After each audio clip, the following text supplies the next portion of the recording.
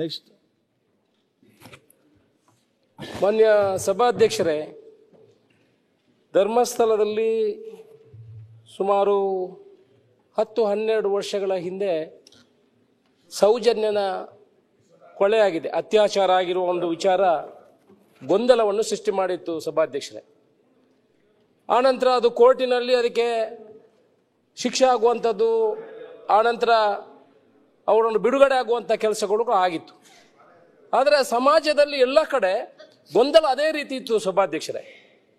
ಸೌಜನ್ಯವನ್ನು ಅತ್ಯಾಚಾರ ಮಾಡಿದ್ದಾರೆ, ಅಲ್ಲಿ ಅವರೇ ಮಾಡಿದ್ದಾರೆ ಅನ್ನುವ ವಿಚಾರಗಳು ಗೊಂದಲ ಎಲ್ಲ ಕಡೆ ಸೃಷ್ಟಿಯಾಗಿ ಸೋಷಿಯಲ್ ಮೀಡಿಯಾದಲ್ಲಿ ಅದು ಚರ್ಚೆಯಲ್ಲಿ ನಿರಂತರ ಇತ್ತು. ಈಗ ನಡೀತಿರುವಂಥ ಕೇಸು ಸುಮಾರು 10-18 ದಿವಸದಿಂದ SITಗೆ ಈ ವಿಚಾರವನ್ನು ನಮ್ಮ ಸರ್ಕಾರ ಕೊಟ್ಟಿದೆ ಸಭಾಧ್ಯಕ್ಷರೇ. ಇದನ್ನು ಪೂರ್ತಿ ಧರ್ಮಸ್ಥಳದ ಆಡಳಿತದವರು ಕೂಡ ಇದನ್ನು ಸ್ವಾಗತ ಮಾಡಿದ್ದಾರೆ. ಎಲ್ಲರೂ ಕೂಡ ಯಾರು ಇದನ್ನು ವಿರೋಧ ಮಾಡ್ತಾ ಇದ್ರು, ಪರ ಇದ್ರು, ಎಲ್ಲರೂ ಕೂಡ SITಯನ್ನು ಸ್ವಾಗತ ಮಾಡಿದ್ದಾರೆ. ಇದು ಸರ್ಕಾರದ ಒಂದು ಒಳ್ಳೆಯ ಕೆಲಸ ಅಂತ ನಾನು ಹೇಳಲಿಕ್ಕೆ ಇಚ್ಛೆ ಪಡ್ತೀನಿ. ಇವತ್ತು ಮುಖ್ಯಮಂತ್ರಿಗಳು, ಉಪಮುಖ್ಯಮಂತ್ರಿಗಳು, ನಮ್ಮ ಗೃಹ ಸಚಿವರು ಈ ನಿರ್ಧಾರ ನಿಜವಾಗ್ಲೂ ಅದು ಒಳ್ಳೆಯದು. ಇದನ್ನು ಧರ್ಮಸ್ಥಳದವರು ಕೂಡ ಸ್ವಾಗತ ಮಾಡೋದು ಎಲ್ರಿಗೂ ಗೊತ್ತಿದೆ.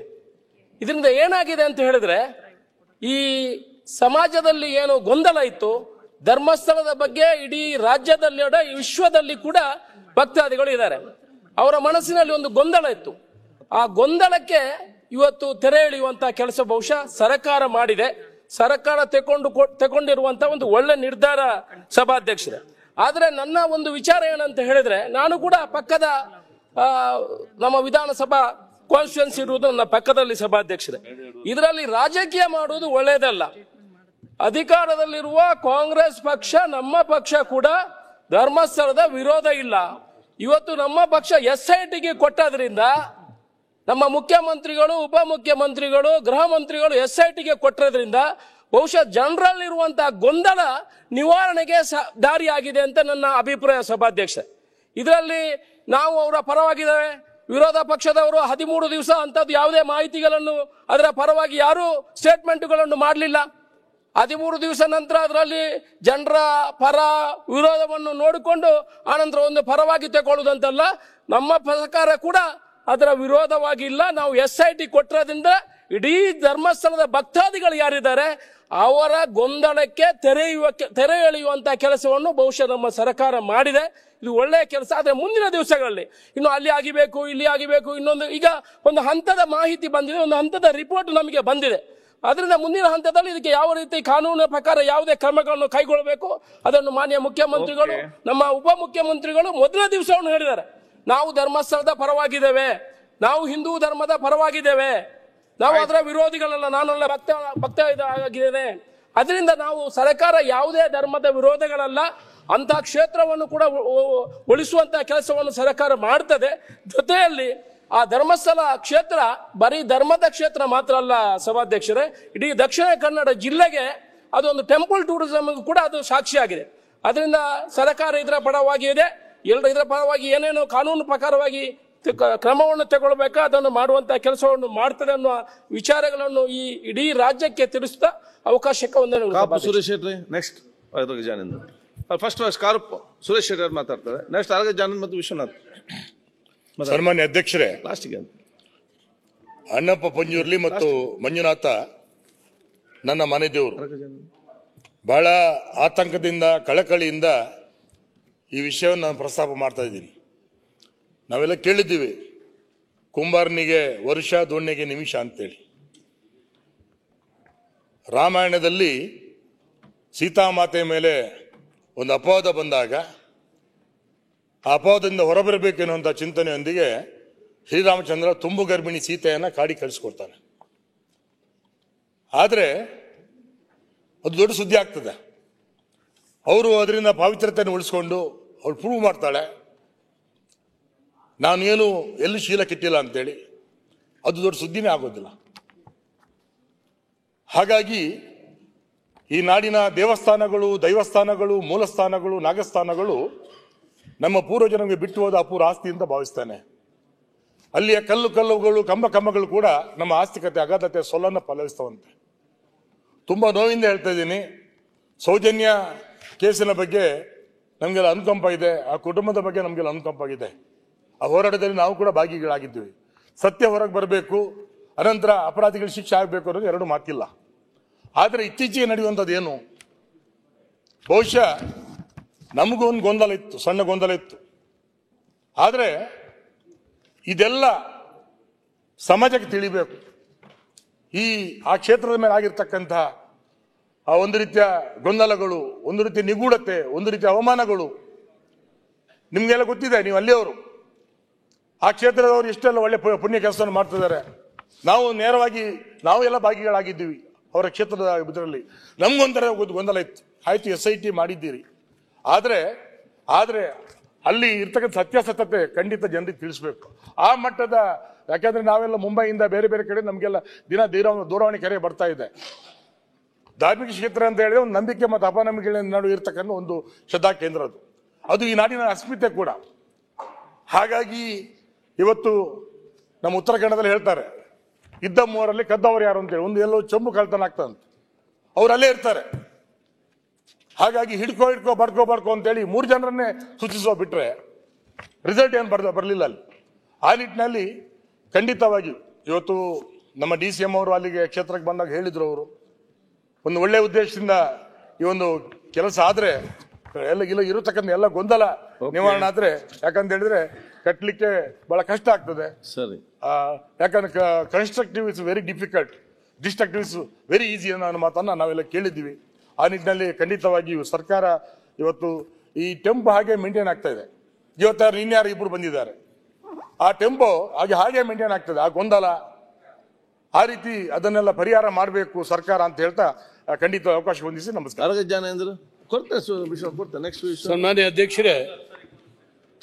ಸನ್ಮಾನ್ಯ ಅಧ್ಯಕ್ಷರೇ, ಧರ್ಮಸ್ಥಳದ ವಿಚಾರದಲ್ಲಿ ಈ ಸದನದಲ್ಲಿ ಸಾಕಷ್ಟು ಚರ್ಚೆ ಮಾಡಬೇಕು ಅಂತೇಳಿ ನಾವೆಲ್ಲ ಬಯಸಿದ್ವಿ. ಕಾರಣ ಇಷ್ಟೇ, SIT ರಚನೆ ಆದ ಮೇಲೆ ನಾವು ಎಲ್ಲರೂ ಸ್ವಾಗತ ಮಾಡಿದ್ದೀವಿ. ಸ್ವತಃ ಧರ್ಮಸ್ಥಳದ ಆಡಳಿತ ಮಂಡಳಿಯು ಸ್ವಾಗತ ಮಾಡ್ತು. ಯಾಕಂದ್ರೆ ಎಲ್ಲ ಒಂದು ಕಡೆ ಕೆಲವರಲ್ಲಿ ಇರುವಂಥ ಅನುಮಾನ ಅದು ಹೋಗಲಾಡಬೇಕು, ಇದರಿಂದ ಹೊರಗೆ ಬರಬೇಕು ಅಂತೇಳಿ ಸರಿ ಇತ್ತು, ಆ ಮಟ್ಟಿಗೆ ಸರಿ ಇತ್ತು. ಆದರೆ ನನ್ನಂಥವನಿಗೆ ಗೊತ್ತಾಗ್ತಾ ಇತ್ತು, ಮಾನ್ಯ ಸಿದ್ದರಾಮಯ್ಯನವರು ಜನತಾ ಪಕ್ಷದಲ್ಲಿದ್ದರು. ಅಧ್ಯಕ್ಷರೇ, ಈ ರಾಜ್ಯಕ್ಕೆ ಪಶ್ಚಿಮ ಘಟ್ಟಕ್ಕೆ ನಕ್ಸಲರು ಹೇಗೆ ಬಂದರು ಅಂತ ಹೇಳುವಂಥ ಹಿನ್ನೆಲೆ ನಮ್ಮೆಲ್ಲರಿಗೂ ಕೂಡ ಗೊತ್ತಿದೆ. ಅದರಲ್ಲಿ ಹಿಂಸೆ ಅನುಭವಿಸಿದವರು ನಾವು. ಯಾರು ನಿಮಗೆ ಮೊನ್ನೆ ಒತ್ತಡ ಹಾಕಿದ್ರು, ಮೀಡಿಯಾದಲ್ಲಿ ನೋಡ್ತಾ ಇದ್ವಿ ನಿಮ್ಮ ಹಿಂದೆ ಮುಂದೆ ಯಾರ್ಯಾರು ಸುತ್ತಾ ಇದ್ರು ಅಂತ. ಆ ಶಕ್ತಿಗಳು ಯಾರ್ಯಾರು ಅಂತ ನನಗೆ ಅರ್ಥ ಆಗ್ತಾ ಇತ್ತು. ನಾನು ಆ ಭಾಗದಿಂದ ಬಂದಿರತಕ್ಕಂಥವನು. ನಿಮ್ಮ ಮೇಲೆ ಯಾರ್ಯಾರು ಒತ್ತಡ ಹಾಕ್ತಾ ಇದ್ರು, ಇದಕ್ಕೂ ಅವರಿಗೆ ಏನು ಸಂಬಂಧ? 20 ವರ್ಷದ ಹಿಂದೆ ಒಬ್ಬ ಇದ್ದಂಥ ಯಾರೋ ಕೆಲಸಗಾರ ಬಿಟ್ಟು ಎಲ್ಲೋ ಹೋಗ್ತಾನೆ, ಅವನ್ನ ಹಿಡ್ಕೊಂಡು ಬರ್ತಾರೆ. ನಾನು 100 ಹೆಣ ಹೂಳಿದ್ದೀನಿ ಅಂತೇಳಿ ಹೇಳಿ ಸ್ಟೇಟ್ಮೆಂಟ್ ಮಾಡಿ, ನಾನು ಹೇಳ್ತೇನೆ ಇವತ್ತು SIT, ನಾನು ಹೋಮ್ ಮಿನಿಸ್ಟರ್ ಆಗಿರ್ತಕ್ಕಂಥವನು, ಟೆಕ್ನಿಕಲಿ ನನಗೇನು ಹೆಚ್ಚು ಗೊತ್ತಿಲ್ಲ. ಎಲ್ಲಿಂದ ಶುರು ಮಾಡಬೇಕಾಯ್ತು ಸ್ವಾಮಿ? ಆ ಬುಲ್ಡೆ ಹಿಡ್ಕೊಂಡು ಅವನು ಕೋರ್ಟಿಗೆ ಬಂದಲ್ಲ, ಆ ಬುಲ್ಡೆಯನ್ನು ಯಾವ ಸಮಾಧಿಯಿಂದ ತೆಗೆದಿದ್ದ ಅಂತ ನೋಡ್ಬೇಕಲ್ಲ.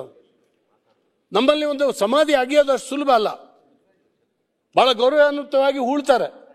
ಪೊಲೀಸರು ಹೂಳಿದ್ರು ಕೂಡ ಅದಕ್ಕೊಂದು ಪಾವಿತ್ರ್ಯತೆ ಇದೆ. ಅದನ್ನು ಕೀಳಬೇಕಾದ್ರೆ ಕೆಲವು ಕಾನೂನಿನ ನಿಬಂಧನೆಗಳಿದ್ದಾವೆ. ಎಲ್ಲಿಂದ ಶುರು ಮಾಡಬೇಕು? ಆ ಬುಲ್ಡೆ ಯಾರ್ದು? ಎಲ್ಲಿ ಹೋಗಿ ಕಿತ್ತ? ಅಲ್ಲಿಂದ ಅದು ಶುರುವಾಗಬೇಕಾಗಿತ್ತು. ಅದನ್ನು ಬಿಟ್ಟೇ ಬಿಟ್ರು. ಆ ಬುಲ್ಡೆ ಎಲ್ಲೋಯ್ತು ಗೊತ್ತಿಲ್ಲ, ಯಾರ ವಶದಲ್ಲಿದೆ ಗೊತ್ತಿಲ್ಲ. ದಿನಕ್ಕೆ ಒಂದೊಂದು ರೀತಿ ಹೇಳ್ತಾನೆ, ಆತನೇ ಅಡ್ವೈಸ್ ಮಾಡ್ತಾನೆ. ಅದರ ಜೊತೆಗೆ ಅಡ್ವೊಕೇಟ್ಗಳು, ಒಂದು 25 ಜನ ಅಡ್ವೊಕೇಟ್ಗಳಿದ್ದಾರೆ. ನಿಮ್ಮ SDPI ಅವರು ಇವರು ಎಲ್ಲರೂ ಸೇರ್ಕೊಂಡಿದ್ದಾರೆ. ಅಲ್ಲಿರುವಂಥ ಅಡ್ವೊಕೇಟ್ಗಳು ಇವತ್ತು ಬಂದಿದ್ದಾರೆ. ಒಬ್ಬೊಬ್ಬ ಯಾರೋ ಮಂಜುನಾಥ್ ಅಂತ ಹೇಳಿ ಯಾರೋ ಅಡ್ವೊಕೇಟ್ ಒಂದು ಸ್ಟೇಟ್ಮೆಂಟ್ ಕೊಡ್ತಾನೆ, ಒಂಥರ ನಂಬಬೇಕು ಆ ರೀತಿ. ಈ ರೀತಿಯಲ್ಲಿ ಯಾರಿದ್ದಾರೆ? ಅಡ್ವೊಕೇಟ್ಗಳಿಗೆ ಫೀಸ್ ಯಾರು ಕೊಡ್ತಾ ಇದ್ದಾರೆ? ಫಂಡಿಂಗ್ ಯಾರು ಮಾಡ್ತಾ ಇದ್ದಾರೆ? ಇದೆಲ್ಲವೂ ಕೂಡ ಹೊರಗೆ ಬರಬೇಕಾಗ್ತದೆ. ಮೊನ್ನೆ ಸಿದ್ದರಾಮಯ್ಯನವರೇ, ನಿಮಗೂ ಗೊತ್ತಿದೆ, ಇವತ್ತು ಜನತಾ ಪಕ್ಷದ ಆಡಳಿತ ಅವತ್ತಿತ್ತು. ಇವರೆಲ್ಲ ಸೇರಿ ಕುದುರೆಮುಖ ಉಳಿಸಿ ಅಂತೇಳಿ ಹೇಳಿ ಒಂದು ಆಂದೋಲನ ಶುರುವಾಯಿತು. ಕುದುರೆಮುಖ ಉಳಿಸಿ ಅಂತ ನಾವೆಲ್ಲ ಆಂದೋಲನದಲ್ಲಿ ಸೇರಿದ್ವಿ. ಡಾಕ್ಟರ್ ಯು ಆರ್ ಅನಂತಮೂರ್ತಿಯವರು ಅದರ ಲೀಡ್ ತೊಗೊಂಡ್ರು.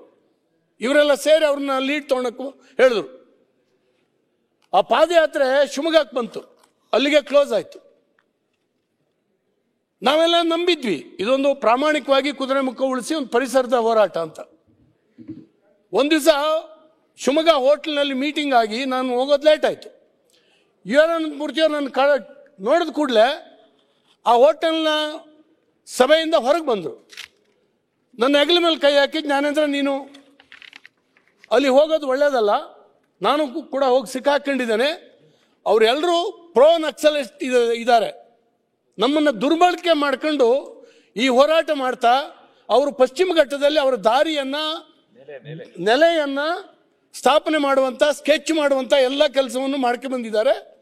ಇಲ್ಲಿಗೆ ಕ್ಲೋಸ್, ನಾನು ಇನ್ನು ಭಾಗವಹಿಸೋದಿಲ್ಲ, ನೀನು ಭಾಗವಹಿಸಬಾರ್ದು ಅಂತ ನನಗೆ ಹೇಳಿದ್ರು. ಇವತ್ತು ಕೂಡ ನನ್ನ ಕಣ್ಣೆದುರುಗಡೆ ಇದೆ ಅಧ್ಯಕ್ಷರೇ. ಅದರ ಪರಿಣಾಮ ಏನಾಯಿತು? ಎಷ್ಟು ಕೋಟಿ ಖರ್ಚಾಯ್ತು ಸರ್ಕಾರಕ್ಕೆ ನಕ್ಸಲೈಟ್ರನ್ನ ಇದು ಮಾಡಲಿಕ್ಕಾಗಿ.